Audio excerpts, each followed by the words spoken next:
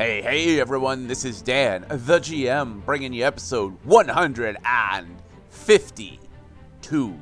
Oh, a 2. That means it's time for Dan the Suggests, another podcast for you to listen to. This one comes from the world and lore of my favorite game, Shadowrun. Now, I do want to warn you, if you do choose to listen to this podcast, it is a very mature show.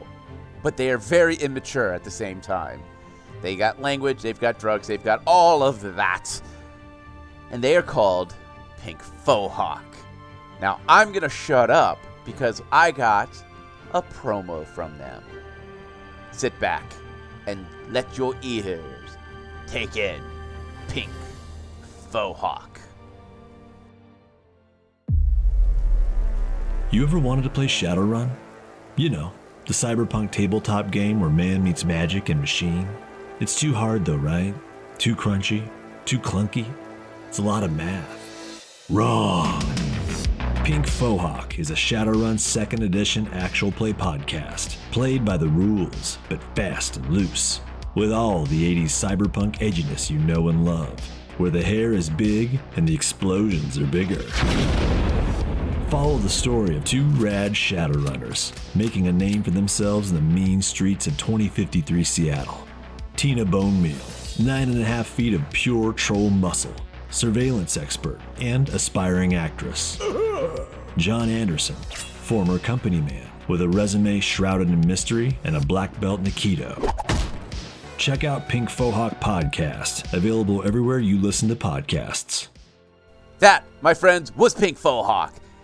Now, with all of that aside, you can find all of their information in the episode description, or if you head on over to the Twitterverse and you go at Pink Fae, PinkFohawk.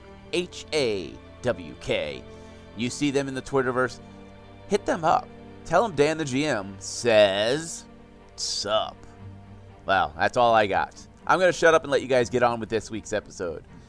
I'm Dan the GM. This is What the Dice, and you are awesome.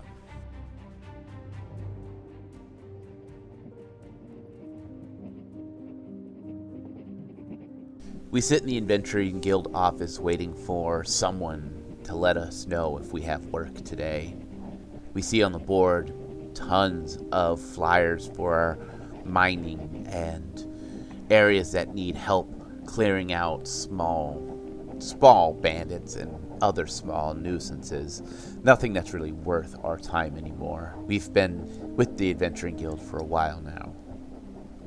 We take a deep breath and we sigh as our liaison just shakes their head no. There's no real work for us unless we want to go to the mines. There's been an increase of mining, looking for precious metals to build everything. Airships to steamships. There's been a ton that has been bought up, but nothing that we really want to do.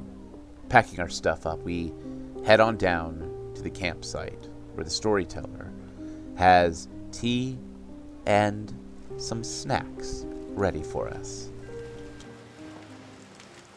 Well, me friends. It seems as if the day is early, and I'm assuming no work for strapping adventurers such as yourself. Well, that is a shame to see your talents go to waste. Well, let us continue our tale and get your mind off of whatever's going on. The adventurers are moving up to the 2nd floor of Kazimaz Manor, dealing with the Fae Queen and others that have been a nuisance. It seems now they're starting to get into lore and history. Kazimaz, the Lich, and Everest, all heroes of the Day of Blood from Holt's Keep. There are more mysteries hidden, my friend. So sit back, relax, and hear me tale.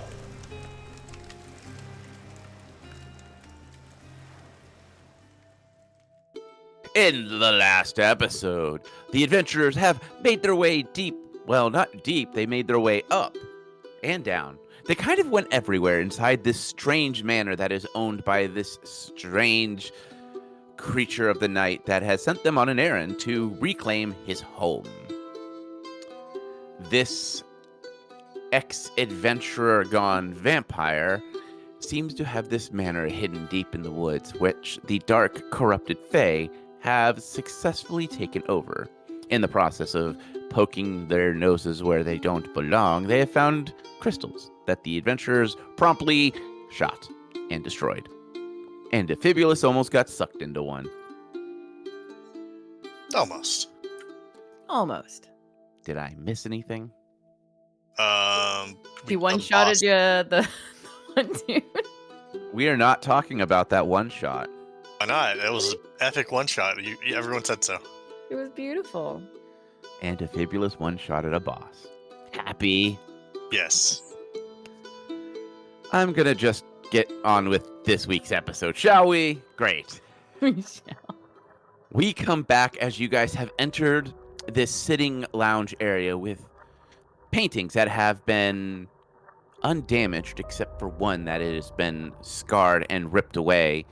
You guys had kind of come to the conclusion that someone is trying to hide their existence or that the Fae are trying to remove them from existence. Or somebody's angry at them for some Or reason. someone is mad. Someone's mad enough to rip beautiful oil paintings. Crime against art kind. Mm-hmm. Would you guys like to start with investigating this room, or do you want to continue to poke around and try to find more crystals that you can break? Because enemies apparently can't have nice things. Well, it's not like we're here to loot things, and we're mostly looking to get rid of all of the dark Fae that's in here, so... Look around further. Okay, he'll look around further.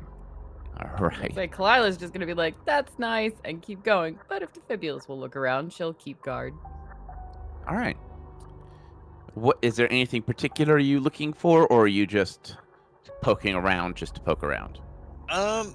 Poking around to poke around at the moment, unless something catches, is I think we stop without really exploring this area. Yeah, Right. it was more introduction and then end, I believe. All right. So go ahead and roll me a perception. You almost said initiative. No, I would never do such a thing for the beginning of an episode. I like to end episodes with initiative rolls. Much more of a cliffhanger. 34. With a 34, you poke around. You notice that the plant that is here is, been watered recently. It is still lively. The furniture is of very high quality. Apparently, this vampire has a good taste in fabric and leathers. All the wood is hand-hewn ironwood and has got a beautiful mahogany glow to it. Every now and then you will, as you look behind a thing, you'll see a dark Fae see you and just run. Apparently, if it is one-on-one, they do not want to deal with you. As it runs to Amphibolus, go, bye. Kalila's going to observe which way it went. Down the hallway? Up the hallway? It kind of flew over the railing and down, like it is literally running away. As you get closer to the paintings, you notice that the names are clearly spelled out. You see the Lich. His name was Arok, A-R-O-K. You see, of course, his partner is Everest. You see the vampire, whose name was... And Everest was the... zombie? What is he? Was the one that was more zombie-like. Arok was clearly the Lich. You see underneath the more roguish looking of them, Kazimar. And then the last one, the name is scratched out, but you can kind of make out some lettering. What letters do we make out? You see the last name, the last name is Sylvan. Silvan. And the first name, you see an L and then an IS. But there's 3 letters that have been heavily scratched where you really can't make out what they are. Like scratch, like if the was supposed to take paper on, put it on top, and then try to rub on it, that it would not show it, or It might, but it is kind of like if you took a knife to like soft brass and just scratch like you were trying to get rid of evidence. You might be able to, but it might also be harder to see. yeah, Defibrius will see if he can get a rubbing on it and see what he gets. All right. So give me do engineering to do the rubbing. Knowledge or profession. Profession. And then I need a straight D20 roll after you give me that number. So 32 for the engineering, Okay. 19 on die. Yes. You're able to kind of look at the way the lettering is done on the last name Sylvan, and you're able to kind of feel the impression of the brass. And you come up with the name Leoris Sylvan. Yeah, I got the one guy's name finally. Oh, what's his name? Leoris Sylvan? Has Kalila ever heard of that name? No. No, you have not. Can't say that I've ever heard of it, but good to know. So my question is, this guy was a hero and was all chummy with everyone. Why is he look like he's being phased out of existence? That's a good question, considering it's the only one that seems to be targeted. He either did something, maybe he became bad? Maybe they had a fight? Maybe they don't like his face? I mean, I don't like people's faces, but I don't go trying to erase them from history. True.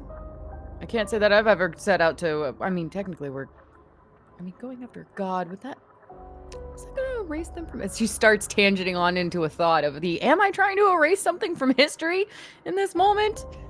No, we're not trying to erase them from history. Just take down. The damage on the brass, was that recent damage or was that old damage? It looks like recent damage. You can actually still see signs of like the knife where, over time the metal would chip away. This looks like it had happened in the last couple of hours. This is kind of recent damage too, so the Fae obviously don't like this guy. There's a good question as to why the Fae doesn't like this guy. Maybe he hurt them in the past? But these are the corrupted Fae. So maybe it has something to do with the corruption? Maybe, but it's kind of weird that they seem hell-bent on everything related to this guy is wrecked. Everyone else is left alone. Yeah, and so is the furniture. She observes the nice, elegant furniture that seems to be untouched. Why don't we have furniture like this in our place? Because when we first started out, it was a free house covered by the city, and we haven't upgraded anything. Right. And we haven't been back yet. But when we get back to the Holy City, we can upgrade some nice furniture. We'll get you your own, looking at the recliner, own chair. I just need a really comfy chair when I sit at the workbench. We will make sure to get you a nice, comfy chair to work in. I appreciate that. And I'll even get you a really nice table for working on your bows. That's fair. I was more thinking a nice tree in the backyard, but okay. I mean, we already have a tree in the backyard. It's Mexi's. Yes, well, I meant one that I can climb on a daily basis. I'm sure he wouldn't mind you climbing his tree on a daily basis. All right, the next time we go and get a Mexi, I'm going to climb the tree and see if he's bothered by it. Also, does he have any windows in that tree? That is a damn good question. The doors move. I wonder if it's possible to jump over the door and climb his tree. Huh. We're Goals getting for the distracted. We should be looking for the next crystal thing. Right. Well, let's not wreck his furniture, because I don't know if he's going to take us put us on a tab for wrecking stuff. Probably not, considering we're getting completely rid of this problem for him. But yes, it would be nice for us to try not to mess up the place. My question, did the Fae bring the crystals or were the crystals already here? I've been wondering that, but I think the Fae possibly brought the crystals because of the, like, nesting down in the basement. We found one up here too. Maybe the first one started in the basement. So that's why it's the nesting area, or was the nesting. Now it's a creepy dungeon torture area? Yeah, something like that. Alright, so which way are we going? Well, we've seen what's down one hallway. There seems to be another 2 doors we can explore. And she's going to peek her head around this other hallway to the, I'm going to just assume it's to the west. As you peer around this corner, you see a bunch of Fae see you and scatter. I think they're catching on to Fibulus. There was more than one and they just poofed. I also need a quick perception check. 37. With a 37, you notice a piece of paper ripped slightly, and it looks like it was in the process of being burned, the edges smoldering just slightly as it gently drops to the ground just about 20 feet away from you. She'll go and grab it and use her cat paws to pat it out. Patting it out, you look over, and it's a handwritten note. It's a journal entry. It's old. The ink is well dried, and the paper has yellowed with time. The date is burned and kind of scratched out. And you begin to read it. It's been a long travel. We have been called to Hold's Keep to give a hand with the problem. Me and my adventuring party, we've been doing this long enough. We know the routine. You go, you fight, you save the kingdom, and you get riches. Something doesn't seem as right with this one. It doesn't settle in my gut. This orc that we're fighting is known for brutality and is smarter than your average orc. I will let the team know of my interests and what my thoughts are, but it seems as if their view is, with 2 spellcasters, a warrior, and myself, we should be okay. But I don't know. Something doesn't feel right. And as the end of the page. She'll share it with Defibulus, let him read over it. Because the Fae seem to have been trying to burn this. Like I said, it almost feels like they're trying to delete him from history. I mean, that's very intriguing as to why they would want to do that, and if the Fae are corrupted by the Bone God, which I can only assume that they are, but maybe it's unrelated. But given everything that's going on, I'm going to make that assumption. Why would they be doing that? And just him. I mean, I don't remember much history about this guy, come to think of it. Nor do I, but we can tuck it into the bag of holding. Talk to Kazimar once we're done here about it. Maybe he'll have more answers. Would that be a local history check to see if there is more knowledge on this guy? Yeah, you could do a knowledge local. I mean, I'll try too, but doubtful. Lila, you will roll at disadvantage because your village is kind of isolated. Oh man, I just rolled a 19. 25 total. That's a 21 at least. The Fibulus, you kind of remember bits and pieces of your history.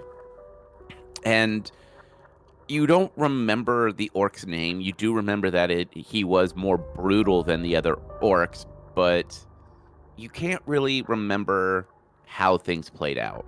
You know that the forces of good held against the wave, as these adventurers did eventually make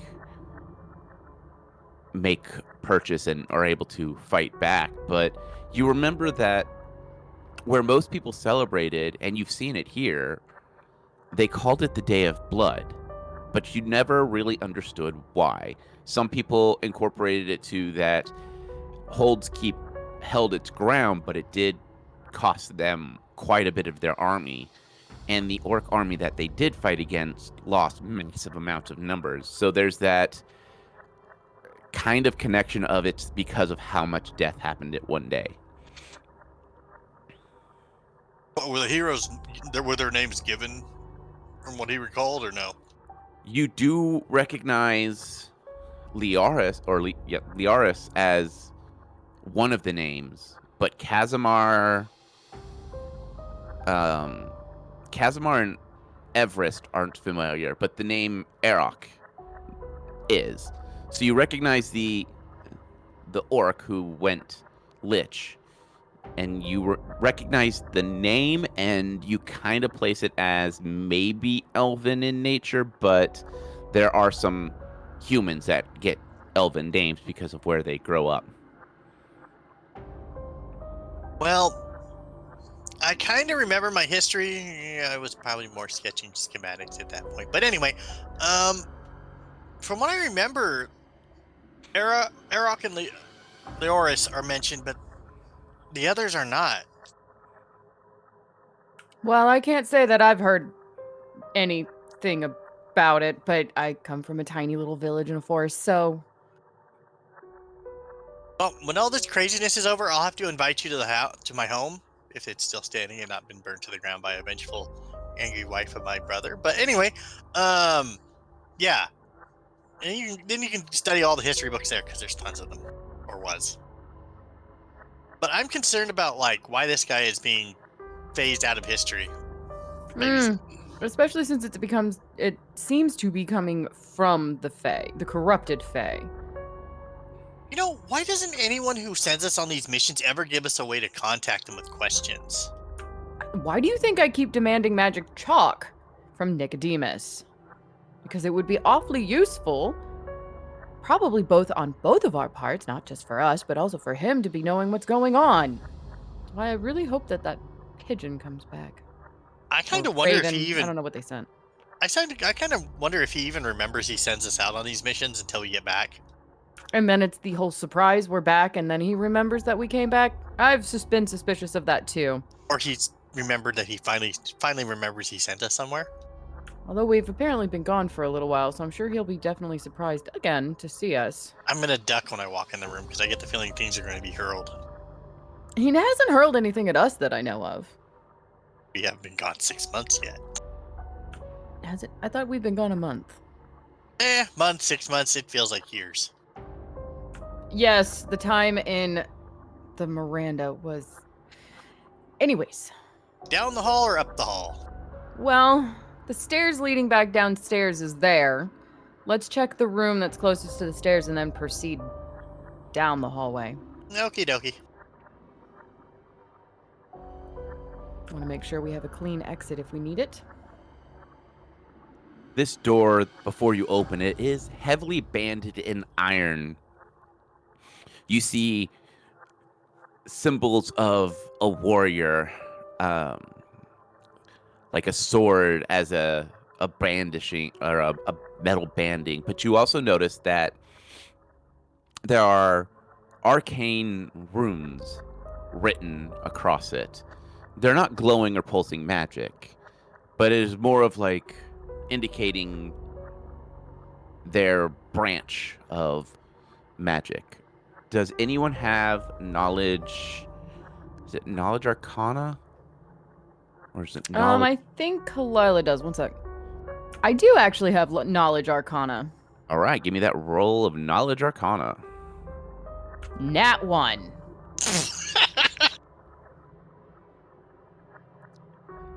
It's a happy little sunshine scratched into wood.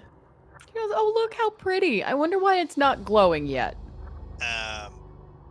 What was that? Oh, sorry. She will undistract herself and see if she can figure out the arcana again. Tilt her head to the left. Give me another roll. 24 this time. With a 24, you study them, and you realize these are necromantic runes. They are not necromantic runes in the sake of a spell, but they are more like indication of what necromantic god you worship under. This one tends to be one that you don't really recognize, but it's neither here nor there. It's not casting any magic. It is more of a kind of like saying, "Hi, my name is so-and-so, and I worship so-and-so." Okay, she goes, well, these are necromantic runes, so maybe the Lich's room, since it was a warrior, an orc, now he's a Lich. Does Fabius will check the door. Does it look like the Fae have been prying at it, poking at it? It looks like the door has been pried open. It is just a little bit open, but it has been pried open. Well, should we see what type of damage they did in here? Yeah, see if it goes along with our theory. Fabius he'll kind of step to the side of the door and put his arm on it and kind of push the door open while being against the wall. Clelo hover about, just in case there's a Fae that comes screeching at her face, but be ready. So you are readying an action? Yes, Okay. just in case. Okay. As the door slowly creaks open, there's that sickly color of light that starts to pour through the crack more and more. But this one has a strange, eerie fog that goes with it. Inside, you hear the sound of clashing of metal and fighting. And as the door fully opens, you see small skeleton warriors. And they are swinging swords and shields at Fae and crushing or destroying them as they can. The crystal in the center seems to be encased in a cage of bone. This bone cage is flexing and stopping the crystal from continuing to grow.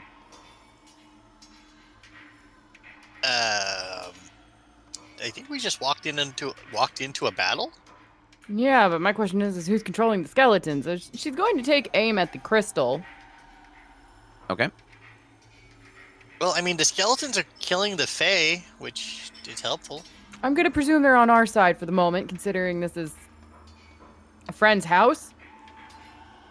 And she's going to at least release, unless Defibulus tells her not to, because it's a bow. It's very obvious she's about to release and take a shot at the crystal. Roll to hit. 34. With it, that your arrow strikes true, and your arrow pierces in, and it almost slows down to half speed as it hits, and it seems like it is piercing through almost a semi-solid. Not so much like a liquid, but more of a really dense gelatinous cube. And it pierces through, and then it stops. And the crystal begins to crack, and beams of black light begin to pierce out, hitting different creatures, both skeleton and Fae, and they just turn to ash as the crystal shatters.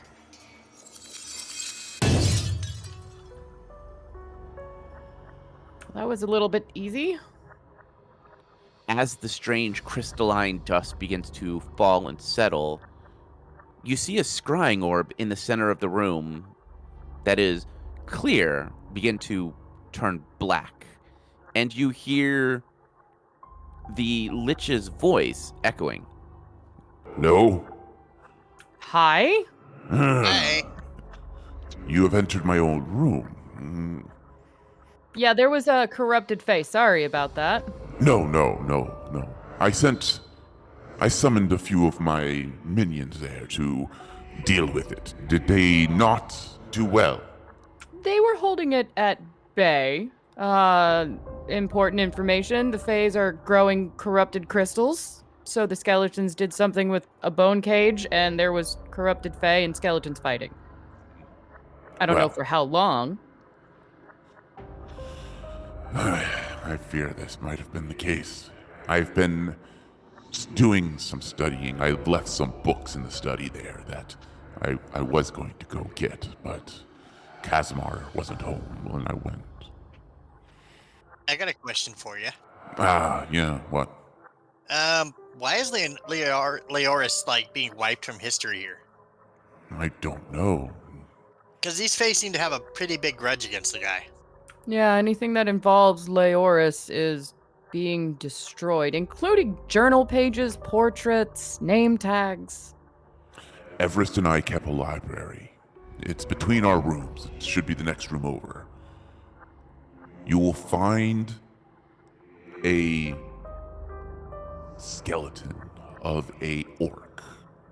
It has been cleaned and is used for understanding the bone structure, something Everest was doing.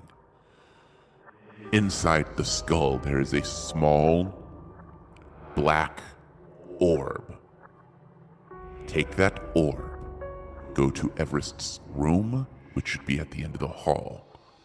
There's an old mirror that is missing a stone. Put it in that place. That is an old scrying mirror that we use to record our thoughts and our feelings. Reach out with your mind. Seek out the one in the library named Leoris. Use his name.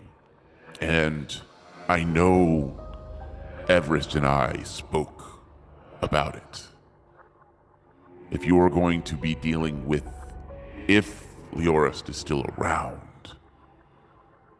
if this is his doing, or if you need information, that is the best way. Leoris kept a journal, but Yeah, we found parts of it.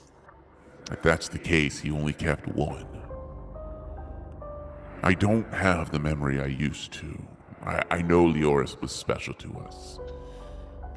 He fought by our side for many, many years, until the Day of Blood. Everest kept good records then. Find the scrying mirror, and more answers will be available. All right. Is there anything I can answer for you now? I don't believe I have any weapons or scrolls in my old room that would be of use.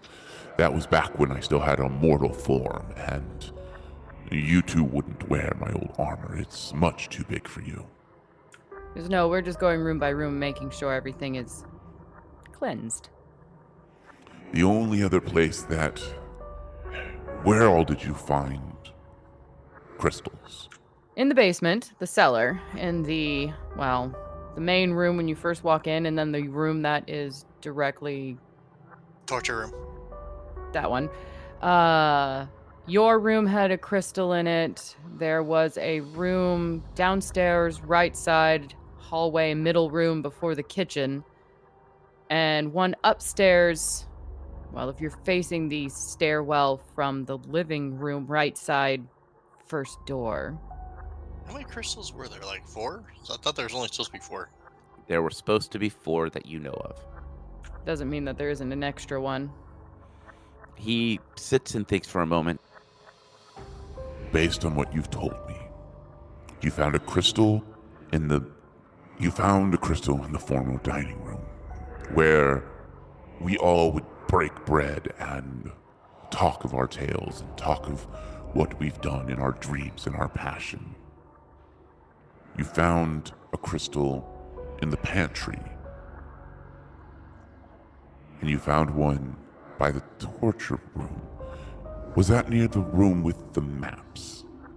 Yes. That was the old armory then. It seems as if these crystals are being put where we as a team would congregate and share our lives together. Which is interesting, because it wasn't in the living room upstairs. We never really spent time there as a group. I think what you are doing are finding solid connection points. Points where people would spend hours talking and becoming part of each other's lives. The study would be where the next crystal should be, but that door would be locked. We were gifted the skeleton key. Which one? The one that talks? Ah, yes, Everest's old key. Everest had a flair for the dramatic when he was more skin and bone than bone and skin. His voice trails off for a long moment. The scrying mirror will give you many answers. I fear as if someone is trying to erase his memories. Yeah, that's Defibulus' hypothesis. Not necessarily memories, but from history. Yes, Liaris never wanted to be a hero. I remember that much. Well, I do wish you safe. This crystal has been used for a long time and is slowly draining, Well, thanks for the help. of course. The crystal slowly fades from that reflective black to a milky white as the last of its energy seems to disperse. It's all right. The library should be next to get that crystal. The next room up. And we go find a potential last crystal to destroy. Yeah, so far. To the library door. You find in this room, well, not in this room, you find in this doorway, it is a large, double-sided door, big enough for the Lich to move through without too much problem. The door is cracked open just slightly, and you can hear the fluttering of wings, and you can hear the sounds of books being ripped apart. These guys are really destructive, aren't they? They are. You want a dramatic entrance? Kick the doors open, go into blazing? Or stealth through and you take some shots? See if they flee this time when we come in, because I'm kind of curious why they keep fleeing from us. All right. She'll take one side of the door, wait for Defibulus to take the other, and count of 3. Sounds good. 1, 2, 3. Push forward, door open. As you push the door open, you see there are a lot of Fae in here, and they are ransacking and digging through and ripping books and tossing them to the side, and then they stop as the door flings open, and a couple of them screech and go to run as one of them yells out something that you don't recognize, and they stop. And they all turn, and they kind of hiss growl as they begin to slowly inch their way towards you. It wasn't what they yelled wasn't in Sylvan. No. Okay, then. Because we both speak Sylvan. I am aware. Okay. Was it an orc or goblin or elven? Draconic. No, and no. But if anyone wants... Does anyone have knowledge history? I have local history. Nope, knowledge history. Elven. Oh, no, wait, that's Linda. I have religion, planes, nature, local, geography, engineering, dungeoneering, and arcana. You have knowledge engineering? Yes, I picked it up from you. I figured at this point she's been hanging around watching you so long that it's the connect the yellow wire to the yellow wire instead of the blue wire. I will let you do knowledge planes. Okay. 11? No. Okay. It sounds like gibberish to you. Kali's like, I got nothing as she pulls up her bow. At least they're not running this time. Yeah? So there are about 15 of them. So we are going to break them up into groups of 5. And we are going to use swarm rules with them to make this combat a little easier for everyone. Does that sound fair? Yeah, whichever. I get to actually try out a new attack with my new siege bow. Sounds good, although I don't fully remember swarm rules. You're not aiming for individuals. As you deplete their HP, you are killing off a quote-unquote number of them. And they also attack in unison. So it's group of 5, group of 5, group of 5. It'll make things streamlined for us. Yeah, makes sense. So I need a roll for initiative. Please roll once. I would be greatly appreciated if you all just roll ones. No. 30. I hate you, Defibulous. You're supposed to roll a 1. 14. All right. At least you run last. 28, I'm sorry. You're still first. Top of the round, Defibulous. You have these 15 Fae, and they are snarling and glowing all sorts of colors. Fibulus will shoot at the bunch that is closest to him. All right. They are about 15 feet away. 44. Okay. That is a hit. 16 damage in the first shot. He will fire a second shot. 32 to hit on the second. That is a hit. Don't sound more excited. 21 damage on that shot. And that is the end of your round? Yes, unless I can. I have their attacks. I don't think I do. No, you do not. All right. Defibulous, the Fae that you shot all start to swarm together and begin to coalesce in a red orb. And they are going to cast a spell. A 20 to hit. Targeting armor. It's targeting you in general. I kind of need to know what I'm defending, like my AC. Yes, your reflex. AC. Then no. It misses. Mm-hmm. A series of molten hot volcano clumps begin to fly past you as you kind of duck and dodge, and you see them hit the wall and begin to burn the wall behind you. Well, that's just rude. Base set number 2. They are coalescing together, and they are eyeing Kalila. Of course. You gotta share the love. And I am rolling like utter crap again today. Does an 18 hit? New. All right, you kind of cover your ears as there is this screech that is targeted directly at you. Yeah, she remembers the screech from before, so it's probably why she covered her ears in time.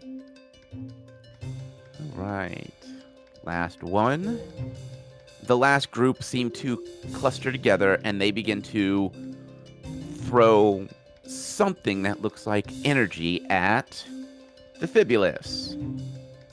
Where are all my trip traps? There's one. Okay. All right. They throw 2 magic missiles at Defibulous, and they cause 7 points of damage. Ow. That makes it Kalila's round. Woohoo! I've been waiting for this one. I haven't. So Kalila's gonna pull out her bow, but instead of casting Grav Bow and holding it up in a vertical type stance, she actually shifts her bow, and I was trying to like come up with some nice like flavor for this, right? She's actually going to shift her bow to where she's holding it horizontally. And I'm going to assume magically there's arrows that appear what looks to be kind of stacked. As she pulls her bow back, before she releases, a glint of 4 fairies, 1 in each group. And I was thinking that since Defibulous took aim at the group that is technically what would be to our, I'm going to say right, 2 fairies in the group to the left will light up, and then 1 in each the other 2 groups, because it marks up to 4 creatures. So 1 in each cluster. And as she releases, it will release 4 arrows at one time to fly towards each of the groups. And for the next 3 rounds, all of my attacks that strike the user, up to 4 arrows and what have you, can do 2d6 damage. Okay. It is a siege, so she's laying down with pretty much covering fire from a siege bow. So it's releasing 4 arrows at once, kind of in like a multi-pronged attack. Okay. Roll your hit then. It is, I have to roll for each one. So I'll Okay. be making 4 rolls. Because it does say, requires successful attack rolls against each target.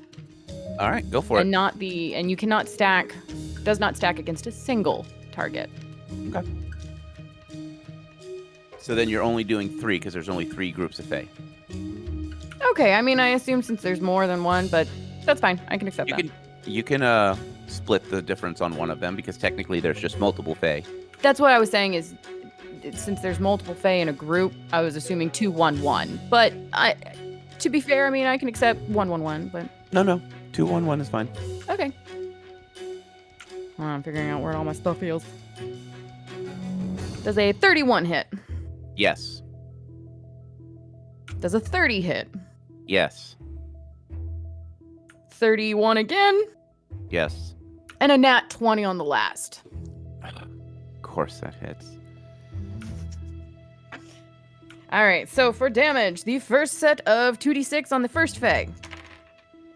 22 damage for the first Fae. 21 damage for the second Fae. 25 damage for the third Fae. And since this is a crit, it is a ×3 damage. 26 damage. I didn't roll very high. Okay. So in one of the groups, about half of the fairies have hop around. Or actually, no, before we forget, Kalila, you also have Hugin and Mugen to play with.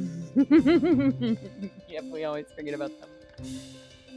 Okay, so you said in the first group, the group that Defibula's targeted, there's half the fairies down? Yes. Well, we are going to have Mugen launch ranged attacks, so his missiles, I can't say it. It's too much of a tongue twister for me. He is going to fire his magic mithrils. Magic mithrils, yes. At the group that's farthest away, the one that's just dead ahead. Okay. Does a 24 hit. Right on the money. Oh, snap. Okay, let me get a d4. And they will be hit with 3 missiles. Okay. And if I remember right, they are 2d6. Each, yes. Yes, I was double checking. Okay, so here's the first. Is... No, just a flat 2d6. Is 7. 6. Ooh. And 11. Okay. And then a Hugin is going to do a leaping attack towards the first group on the left of what would be Kalila, the one that I'm assuming had 2 Fae hit. Mm-hmm. And is going to do a leaping bite attack. I'm just finding his bite. Ooh, and he hits with a nat 20. Nice. I know. I think it's like one of his first 20. I am starting to dread tonight's rolls on your end. Okay, it's the bonus numbers because those like first 3 attacks were like 6s and 7s on the die. So. Not the point. Still dreading them. Does his bite just do standard ×2 damage? Yeah. Yes. Yeah, I see it now. Ooh, max damage. 25 points of damage. Defibulous, your round. Well then, there's still 3 groups of them still. Yep. I will shoot at the closest one again. All right. Go ahead. And just go ahead and roll that one for me. How about a nat 20? Ask and you shall not receive. Clearly. Maybe you should be asking for crits, good sir. No, because then it'll flip on me and it'll stay the same. Go ahead and roll your damage. 64 damage to that pack. There's like one fairy alive, and he is very, very bloody. then I'll shoot him a second time. 39. That is a hit. Can your rifle do more than 16 points of damage in a shot? 16 on the nose. Describe your kill then. Well, after having molten slag or whatever thrown at him, the Fabulous unleashes a barrage of bullets into them and then takes aim at the last one right to the face. Okay. As it ashes away, in Sylvan, it calls you a short, pistol-wielding pain. I don't know. I can't think of an insult. Don't want to come up with too bad of an insult for a PG-13 rating. It calls you dirty, dirty names and insults your mother. Yes. My mother was a saint. All right, Faye's turn. As I want to say, technically, probably Kalila would be like, really? Who did she worship? Because Kalila wouldn't get the reference. I do. All right. One of the surviving pixies is going to be spelling casting at the Fibulus with a nat 1, so let me roll some percentiles. You asked for a 1. Not from me. All right, nothing. Pixie number 2 is aiming at the Fibulus as well. And they're going to launch magic missiles at you. Because at least that hit the last time. Yes. 9 points of damage as 2 bolts of mana just strike you. Kalila, your round. Siege attack again, because that lasts for 3 rounds. So I'm assuming 2 and 2? Yep. 27 hit? 25 hit? Oh, that was almost another nat 20. It literally spun off the paper. Lucky. 32 hit? 34 hit. Yes, all of those are hits. All right, fairy number 1 takes 25 points of damage. Fairy number 2 takes 18 points of damage. I dropped a die. Fairy number 3 takes 19 points of damage. And the last take 22 points of damage. All right. As 4 more arrows come hurling out of Kalila's bow. Hugin And a nice and poem. Mugen. Right. Well, this time Hugin must close the distance if he wishes. So he might just sit back and relax for a second while he reloads his missiles so he doesn't have to run up and make bite attacks. Mm-hmm. And Hugin, being already on top of the Fae, will make another bite attack. Nom nom nom. This time it's going to be a poisonous bite attack if it hits. I Hooray. don't know if they're automatically poisonous bites or not, but this time I'm at least going to call it. It should always be poisonous bites. Okay, well, I forgot his poison damage last time. Meh, that's fine. This is considered a melee. 31 to hit for a bite. That is a hit. Bite from the spider. And he does 15 points of damage. He does 3 points of poison damage. Okay. Defibulus, your round. Well, the little bastards that keep shooting me with magic missile, I'm going to shoot them with a standard missile twice. Kablam, kablam. Go for it. 41 to hit. That is a hit. 21 damage in that shot. Okay.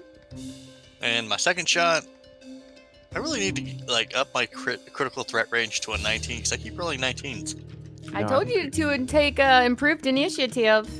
I mean, improved crit. I am happy where you're at, thank you. I'll fix it when we level. Don't worry. I'll remind you. Oh, thank you. 18 damage in the second shot. Fae number 1, which is the ones that is the furthest across the room. They begin to spiral and spin, going faster and faster, and as they are moving closer and closer. This is going to be a cone attack, and it is going to hit both of you. I'm going to be rolling my attacks. Give me one moment. And there will be a reflex save for half. Oh, sweet. 28 for Kalila. Oh, so close, but a near miss. And a 31 for Defibulus. That is a hit. Then go ahead and roll my reflex. There's no critical success in reflex checks, is there? No, there is not. What'd you roll? Nat 20, which is a total of 34. Then you're taking half damage. Skillfully so. You're very skillfully still taking damage. Be quiet. So at full damage, it would be 12. So you take 6 points of damage as they begin to hurl shards of glass and pens and quills and all other manner of sharp, pointy implements. Whatever was in the room inconvenient. Yes. Fae number 2. So just to confirm, they did not move from their location. They did. Okay, thank you. And the ones that are by Hugin, they're actually going to attack Hugin. My Hugin. 24 to hit on Hugin. That is a hit on a Hugin. Runaway die. And it landed on its edge. Let's try that again. 9 points of damage as they surround Hugin and begin to stab him with little spears. Oh no, my Hugin. Top of round. Or not top of round, I'm sorry. Kalila, your round. How much damage was it to a Hugin? 9. Thank you. Rude. I know, very rude. But Kalila will use the last of her siege attack on the group of fairies. Again, 2 and 2. First one is a nat 20. Okay, so hit. Sorry, I was mathing. 26. Hit. 33. Hit. And I end with another nat 20. Hit. I thank you. The first one is 29 points of damage. That is already Describe your kill. my kill. So, seeing her wonderful spider companion Hugin being stabbed by a bunch of spears, she will hone her gaze towards that particular Fae group as she unleashes her siege of arrows and watches as one very precisely just pierces through. I'm assuming was there 1 or 2 fairies? There were 3 fairies left. They just happened to be in a line, and those arrows just whack, whack, whack, right through, stabling all 3 of them to the wall on one stick before they poof. All right, and for your other attacks. So 2 arrows were dedicated to that group, so I'm going to skip the 1 arrow and move to arrow 3 and 4. Third arrow is a total of 26 damage. Okay.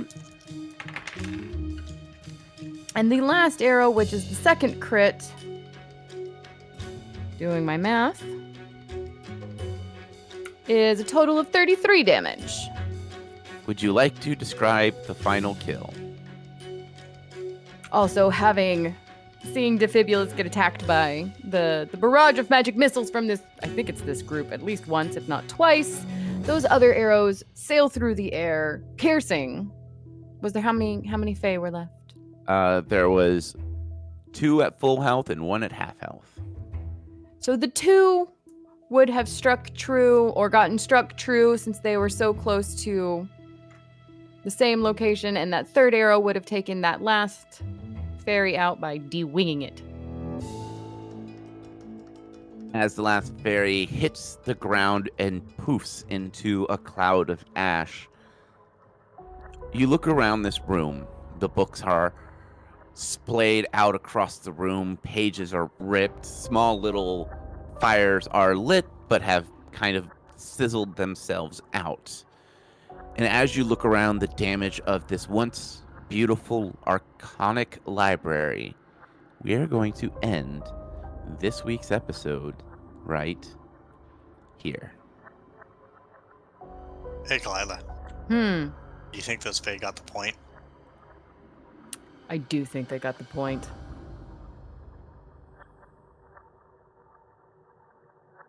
I hope that made them groan. Rise back from the dead. You suck! Drop over dead.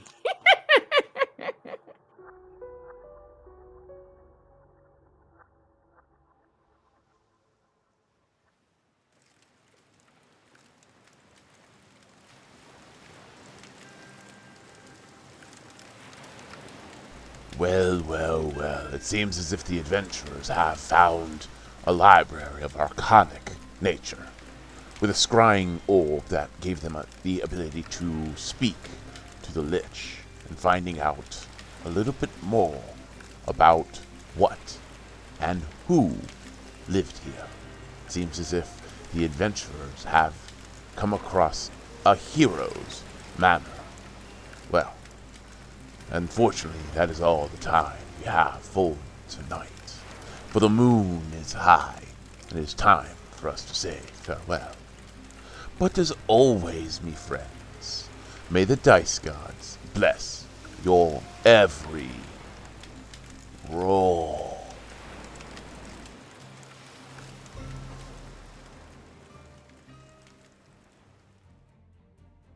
We here at What the Dice would like to thank Paizo for creating Pathfinder, Epidemic Sound for our music, as well as Sirenscape for our sound effects. If you would like to reach out to us, you can do so on Facebook at What the Dice Pod, Twitter at What the Dice Pod, and of course email whatthedicepod@gmail.com. And if you liked our little adventure, please share us with your friends and rate and review us.